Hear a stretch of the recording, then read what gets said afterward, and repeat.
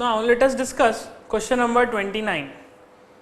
Question number 29 says, compare the power used in 2 ohm resistor in each of the following circuit.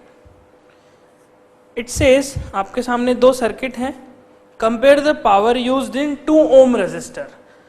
First circuit is a 6 volt battery in series with 1 ohm and 2 ohm. और second circuit is 4 volt battery in parallel with 12 ohm and 2 ohm. So question number 29. This question says कि एक circuit है आपके पास 6 volts की battery connected है और दो resistors connected हैं. Something like this. This is 6 volts, 1 ohm और 2. इस 1 ohm और 2 ohm के दो रेजिस्टर्स में सीरीज कॉम्बिनेशन है और इस तरह से एक 6 वोल्ट्स का बैटरी कनेक्टेड है. And you need to compare the power of this resistor in this circuit and the second circuit is a parallel circuit जिसमें दो रेजिस्टर्स, एक 12 ohms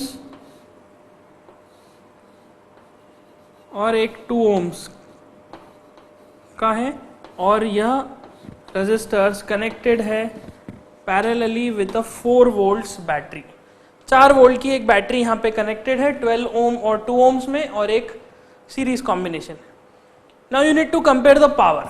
अब देखिए पावर के लिए स्पेसिफिकली उन्होंने कहा कि 2 ohms वाले रेजिस्टर में जो पावर है, जो 2 ohms वाला रेजिस्टर पावर कंज्यूम कर रहा है, वह पावर हमें कैलकुलेट करनी है. So to calculate power, the formula for calculating the power is equals to either V into I और V square upon R और I square times R. आप इनमें से किसी भी फॉर्मूले को यूज कर सकते हैं, कोई प्रॉब्लम नहीं. ओके देखिए जैसे फर्स्ट वाला सर्किट, फर्स्ट सर्किट में आप कोई सा भी फॉर्मूला यूज करें, V square upon R, V into I और I square R, it depends on you. लेकिन हम इस तरह से अप्रोच रखेंगे कि हमें हर क्वेश्चन में एक डिसीजन मेकिंग आती हो. डिसीजन मेकिंग कैसे कि कौन सा फॉर्मूला कहाँ पे किस वक्त यूज करना है, इस चीज का एक डिसीजन हम माइंड में बना सके. जैसे कि in first circuit it is very easy to calculate the current. पहले सर्किट में करंट कैलकुलेट करना काफी आसान है बजाय के रेजिस्टेंस, पोटेंशियल. देखिए पोटेंशियल जो होगा बैटरी का वह तो दोनों में डिवाइड होगा. अब किसको कितना मिलेगा उसको कैलकुलेट करने के लिए आपको पहले करंट फाइंड करना पड़ेगा, करंट के बाद आपको पोटेंशियल निकालना पड़ेगा. लेकिन यहाँ पे कैलकुलेशन बढ़ गया. Okay so to reduce calculation हम ये कर सकते हैं कि पहले सर्किट में हम करंट निकाल लें, क्योंकि पहले सर्किट में करंट निकालना आसान है. सो इस सर्किट में करंट आप कैसे निकालेंगे, यह दोनों रेजिस्टर सीरीज में कनेक्टेड हैं तो टोटल रेजिस्टेंस कितना हुआ 3 ohms. इसको RS को हम 3 ohms लिख देते हैं. सो करंट I और I1, तो I1 करंट का वैल्यू हो जाएगा, I1 current will be equals to 6/3 that is 2 amperes. पहले सर्किट में करंट कितना आया 2 amperes. तो इसका मतलब पहले सर्किट में करंट अगर मैंने निकाल लिया और मुझे इस 2 ohms का रेजिस्टेंस भी पता है, इस रेजिस्टर का 2 ohms रेजिस्टेंस भी पता है. So which formula should I use, कौन सा फॉर्मूला सबसे कन्वीनियंट होगा यूज करना, obviously the third one, I square R. सो इसीलिए यहाँ पे हम पावर इन 2 ohms रेजिस्टर, इसको P2 से डिनोट करते हैं. पहले सर्किट में पावर इन 2 ohm रेजिस्टर को हम निकालते हैं I square R का फॉर्मूला लगा के, where I square is 2 into 2 का square into R is 2. So this will be 8 watts. So P2 आ गया 8 watts. पहले सर्किट में जो पावर है that is 8 watts. Now the same resistance is connected in parallel. अब इस पैरेलल कॉम्बिनेशन में देखिए क्या यहाँ पे मुझे किसी प्रकार का कोई कैलकुलेशन करने की आवश्यकता है? नो. व्हाई? बिकॉज यह पैरेलल कॉम्बिनेशन में मुझे इस रेजिस्टर का रेजिस्टेंस भी पता है और इसके अक्रॉस पोटेंशियल डिफरेंस भी पता है। सो इन तीनों फॉर्मूले में अगर हम देखें तो सबसे कन्वीनियंट फॉर्मूला कौन सा हो सकता है? क्या V इंटू आई कन्वीनियंट होगा? नो। वाई? बिकॉज करंट जो यहाँ पे है, हमें इसका करंट कैलकुलेशन करने के लिए इक्विवेलेंट रेजिस्टेंस निकालना होगा और उस इक्विवेलेंट रेजिस्टेंस को यूज करना होगा इस फॉर्मूले में, यूज करना होगा करंट निकालने के लिए, देन उस करंट को यहां लगाना होगा। सो ये काफी लंबा टास्क हो गया, इसीलिए फर्स्ट फॉर्मूला तो हम यूज नहीं करेंगे। थर्ड फॉर्मूला आप देख सकते हैं यहाँ पे भी करंट पिक्चर में आ रहा है, तो करंट निकालने के लिए सेम मेथोडोलॉजी लगानी होगी। लेकिन जो सेकेंड फॉर्मूला है V square upon R, V हमारे पास डायरेक्टली अवेलेबल है और R भी हमारे पास डायरेक्टली अवेलेबल है। So power of this resistor P2, इसको हम P2 डैश बोल देते हैं। सो P2 डैश का पावर हो जाएगा V square divided by R। V कितना है यहाँ पे? 4 वोल्ट्स। सो 4 का square divided by R is 2। So this will give you 4 4 16, 16 by 2 is 8। सो इस केस में P2 डैश आ रहा है 8 वॉट्स। सो P2 डैश आया 8 वॉट्स। नाउ क्वेश्चन कह रहा है कि कंपेयर द पावर यूज्ड। जो 2 ओम्स का रेजिस्टर यहां कनेक्ट किया या फिर यहां कनेक्ट किया, पावर यूज्ड को कंपेयर करना है कि किस केस में पावर कैसी यूज कर रहा है। तो हम देख सकते हैं कि दोनों केसेस में power used by this 2 ohm resistor is same. What we can say? We will say that power used is same in both cases. दोनों ही केसेस में पावर कंजम्पशन जो है वह बिल्कुल ही सेम है, उसमें कोई डिफरेंस नहीं है। नाउ देखिए, इस क्वेश्चन का कोई ऐसा खास इंपॉर्टेंस नहीं था, इसका सिर्फ यही इंपॉर्टेंस था, ये क्वेश्चन हमें सिखाना चाह रहा था कि कौन सा पावर का फॉर्मूला कहाँ पे यूज करना है। अदरवाइज क्या होता, ये क्वेश्चन आप सॉल्व जरूर कर लेते लेकिन लंबे फॉर्मूले से, लंबे मेथोडोलॉजी से सॉल्व करते। लेकिन इंपॉर्टेंस क्या है कि आप डायरेक्टली इसे कैसे सॉल्व करो, कम से कम स्टेप्स में कैसे सॉल्व करो।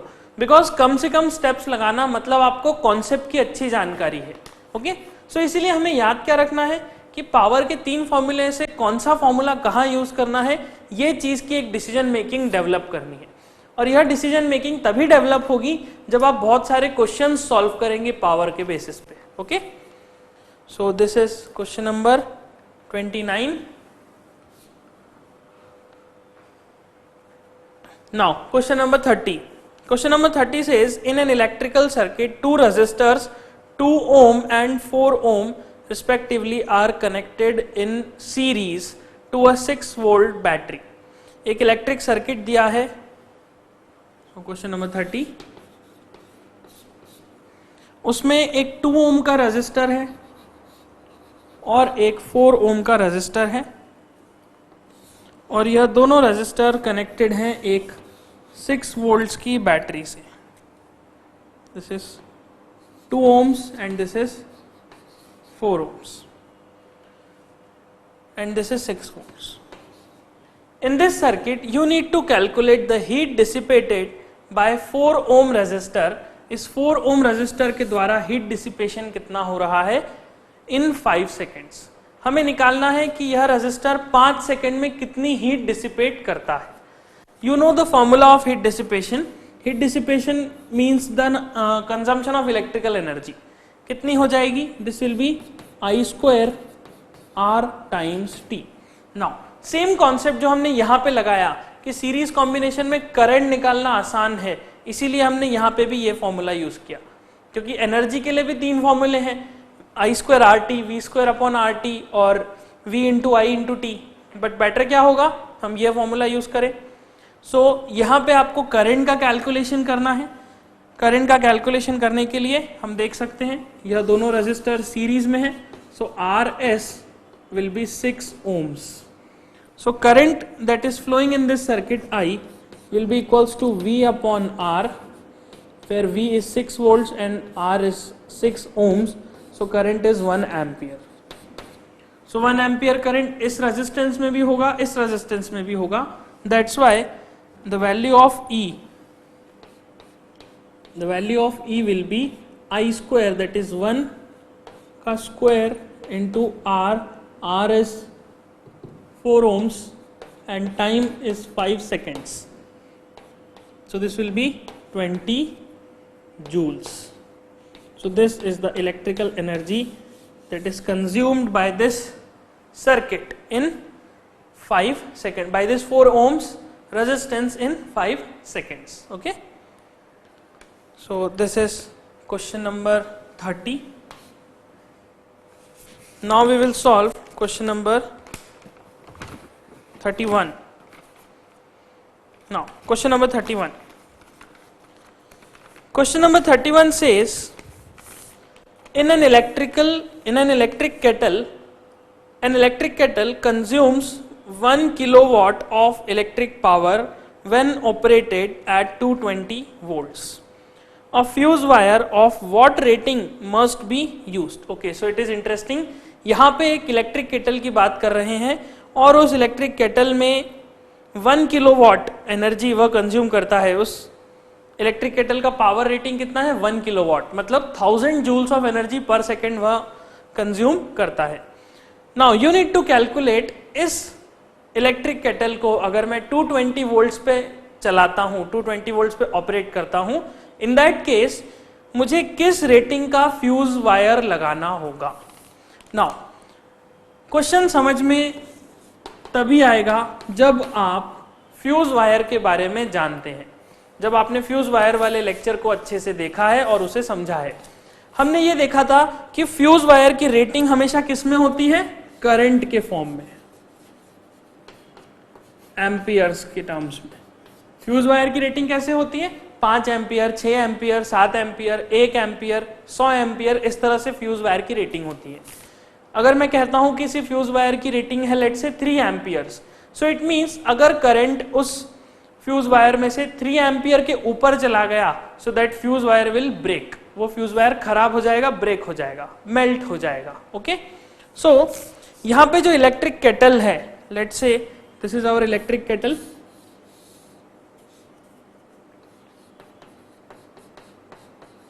इस केटल को हमने ऑपरेट कराया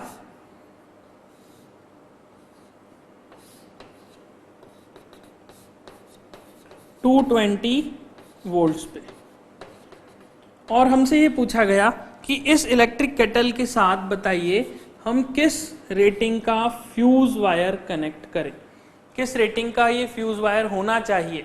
नाउ फ्यूज वायर की रेटिंग करंट में होती है. इट मींस हमें इस सर्किट में फ्लो होने वाले करंट को फाइंड करना है. सो करंट कैसे फाइंड करेंगे? आपको दिया गया है इस इलेक्ट्रिक केटल की पावर कितनी है? 1000 watts. And we know that the power is equals to V into I. यह फॉर्मूला होता है to calculate the current and और the voltage.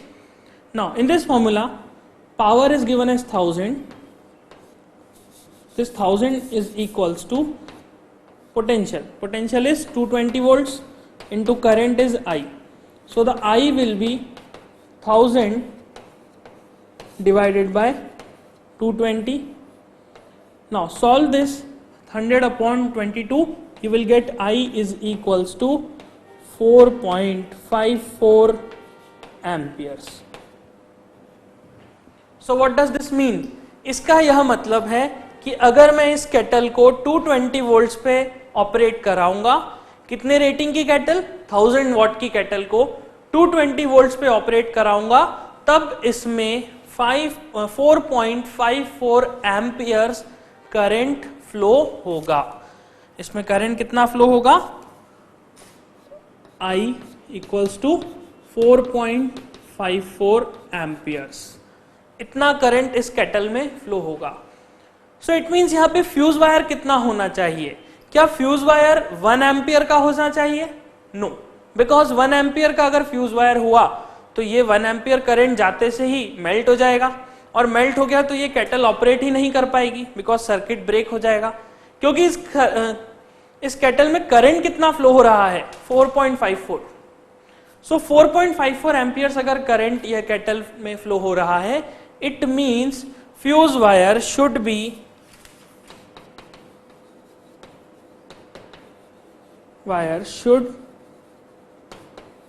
have rating more than 4.54 amperes. मतलब फ्यूज वायर की rating 4.54 ampere से तो ज्यादा ही होनी चाहिए, क्योंकि अगर उससे कम का फ्यूज वायर लगाया तो ये पहले ही मेल्ट हो जाएगा और केटल वर्क ही नहीं कर पाएगी। इसीलिए अगर आप ऑप्शंस को देखेंगे, so 1 ampere is not possible, 2 ampere not possible, 4 ampere is also not possible. So कौन सा फ्यूज वायर यूज करेंगे? 5 एम्पियर्स का। सो हम फ्यूज वायर कौन सा यूज करेंगे? 5 एम्पियर वाली रेटिंग का, ताकि करंट अगर 5 एम्पियर से ऊपर गया तो ये खराब हो जाए, तो ये मेल्ट हो जाए, ओके, ताकि केटल पूरी तरह से सुरक्षित रहे। देखिए करंट 4.54 एम्पियर इस वक्त फ्लो हो रहा है। अगर आपको करंट यहाँ पे 4.54 एम्पियर की जगह थोड़ा सा भी ज्यादा हो गया, मान लीजिए 4.8 हो गया, तो ऐसा नहीं है कि केटल सडनली खराब हो जाएगा। एक लिमिट से ऊपर जब करंट जाएगा केटल तब खराब होगा। सो हम क्या करते हैं, हम इस केटल के साथ फ्यूज वायर 5 एम्पियर का लगा देते हैं। अगर आप 5 की जगह 6 एम्पियर भी लगाएंगे सो केटल चालू रहेगा, केटल चलता रहेगा, लेकिन 6 एम्पियर करंट में हो सकता है जल्दी खराब हो जाए। सो ऐसा हम चाहते हैं कि केटल की लाइफ ज्यादा से ज्यादा हो, इसीलिए फ्यूज वायर कैसा यूज करते हैं, जो इसके ऑपरेटिंग करंट है, इस केटल का जो ऑपरेटिंग करंट होता है उस करंट के आसपास का ही कोई फ्यूज वायर हम यूज करते हैं। इनकेस अगर इस केटल की ऑपरेटिंग करंट 4.3 एम्पियर्स भी होता तब भी हम 5 एम्पियर यूज करते। अगर इस केटल का करंट रेटिंग 4.9 एम्पियर्स होता तो फिर तब भी हम 5 एम्पियर ही यूज करते, ओके, बिकॉज फ्लक्चुएशंस आते हैं करंट में, प्रैक्टिकली ऐसा होता है, करंट के लेवल्स में फ्लक्चुएशंस आते हैं। सो इस तरह से हम क्वेश्चन नंबर 31 को सॉल्व कर सकते हैं। सो क्वेश्चन नंबर 31 कंप्लीट होता है। Fuse wire of 5 ampere, that is D option. Okay, so इसे नोट कर लीजिए, हम आगे बढ़ते हैं।